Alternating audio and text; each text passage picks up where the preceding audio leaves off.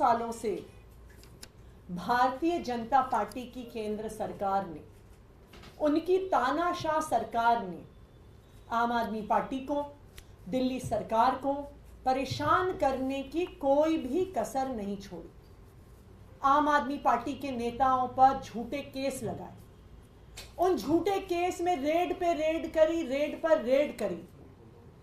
1 रुपया भी भ्रष्टाचार का उन्हें नहीं मिला, लेकिन फिर भी आम आदमी पार्टी के सभी सीनियर नेताओं को जेल में डाल दिया।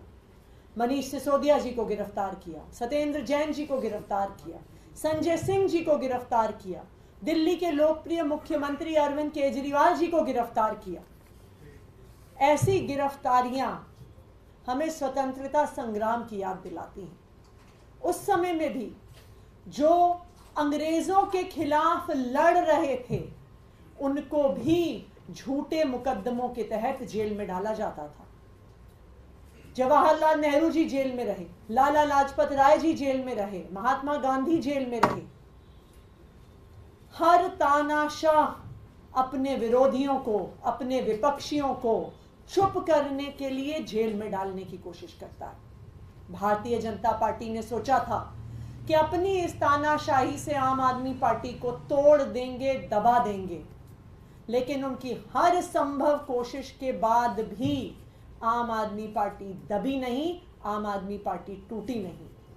और आखिरकार मनीष सिसोदिया जी के जेल में 17 महीने होने के बाद भी जीत आखिरकार सच्चाई की हुई और सुप्रीम कोर्ट के आदेश से मनीष सिसोदिया जी बाहर आए। आज इस सच्चाई की जीत के उपलक्ष्य में आम आदमी पार्टी एक कैंपेन सत्यमेव जयते का डीपी कैंपेन शुरू कर रही है। आज से आम आदमी पार्टी के सभी सोशल मीडिया हैंडल्स पर, चाहे वो ट्विटर पे हो, चाहे वो फेसबुक पे हो, चाहे वो व्हाट्सएप पे हो, सत्यमेव जयते के डीपी कैंपेन की शुरुआत हो रही है।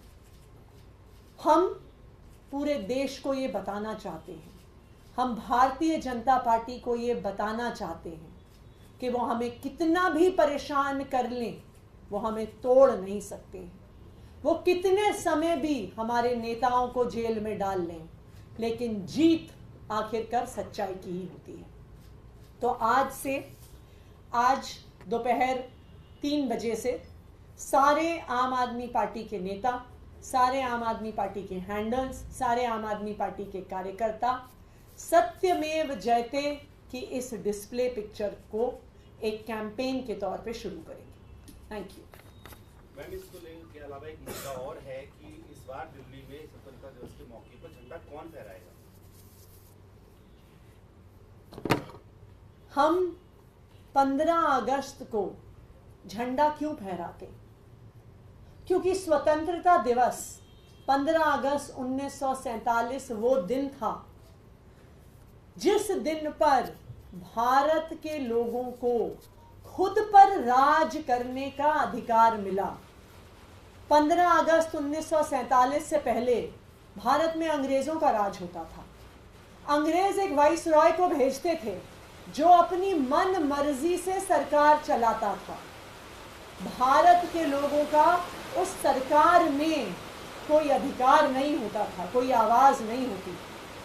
तो हम 15 अगस्त को झंडा लोकतंत्र के लिए फहराते हैं, आजादी के लिए फहराते हैं, भारत के लोगों की आवाज सुनने के हक के लिए फहराते हैं।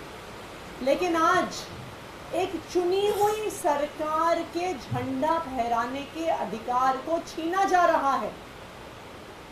आज दिल्ली में ऐसा लग रहा है कि एक नए वाइसरॉय आ गए हैं, एक नए वाइसरॉय आ गए हैं जो कह रहे हैं झंडा वो फहराएंगे।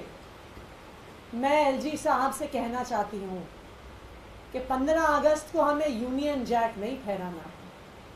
15 अगस्त को हमें स्वतंत्र भारत का तिरंगा फहराना है, और वो तिरंगा फहराना देश के लोगों का अधिकार है, दिल्ली के लोगों का अधिकार है, दिल्ली के लोगों द्वारा चुनी हुई सरकार का अधिकार है। और अगर चुनी हुई सरकार को झंडा नहीं फहराने दिया जाता तो इससे बड़ा तानाशाही का कोई प्रमाण नहीं हो सकता। तो हम देखेंगे कि भारतीय जनता पार्टी तानाशाही के साथ खड़ी है कि लोकतंत्र के साथ खड़ी है। आपके हिसाब से इसका रूल क्या है? कुछ नियम बने हैं कि कौन या किसको फहराना चाहिए तिरंगा? देखिए, जो तिरंगा है वो चुनी हुई सरकार फहराती है। चुनी हुई सरकार के मुखिया होने के नाते मुख्यमंत्री फहराते हैं, लेकिन मुख्यमंत्री अभी जुडिशियल कस्टडी में है, उन्हें झूठे केस में गिरफ्तार करके जेल में रखा हुआ है। लेकिन मुख्यमंत्री ने अपनी इच्छा जाहिर कर दी है। उन्होंने ये इच्छा जाहिर कर दी है कि उनकी जगह मैं मंत्री के तौर पे झंडा 15 अगस्त को फहराऊं। उन्होंने पहले एक चिट्ठी लिखी तिहाड़ से एलजी साहब को। वो तिहाड़ जेल जहां से सुकेश चंद्रशेखर की हर चिट्ठी एलजी साहब को पहुंचती है, जिस चिट्ठी के आधार पे एलजी साहब सीबीआई इंक्वायरी भी कर देते हैं। लेकिन दिल्ली के मुख्यमंत्री की जब चिट्ठी एलजी साहब को जाती है तो अफसरों से कहला दिया जाता है कि जिसे पर्सनल लेटर बाहर जा सकती है, किसी भी प्रकार की ऑफिशियल लेटर बाहर नहीं जा सकती। ये कानून तो सिर्फ अरविंद केजरीवाल जी के लिए है, ये कानून सुकेश चंद्रशेखर जी के लिए थोड़ी है। उसके बाद अरविंद केजरीवाल जी से गोपाल राय जी मिलने जाते हैं। गोपाल राय जी जीएडी मंत्री के बतौर आदेश देते हैं जीएडी विभाग को कि मुख्यमंत्री जी की इच्छा है कि उनकी जगह मैं एज मंत्री झंडा फहराऊं। उसके जवाब में भी अफसरों से कहलवाया जाता है कि नहीं, हम इस आदेश को नहीं मानते। तो ये क्या है? ये अंग्रेजों के राज की तरह एक नए भारतीय वाइसरॉय साहब दिल्ली की जनता की इच्छा के खिलाफ, दिल्ली की जनता की चुनी हुई सरकार की इच्छा के खिलाफ जो सरकार चलाने की कोशिश कर रहे हैं, जो एक चुनी हुई सरकार के झंडा फहराने के अधिकार को छीनने की कोशिश कर रहे हैं, इस सब से तानाशाही की बू आती है।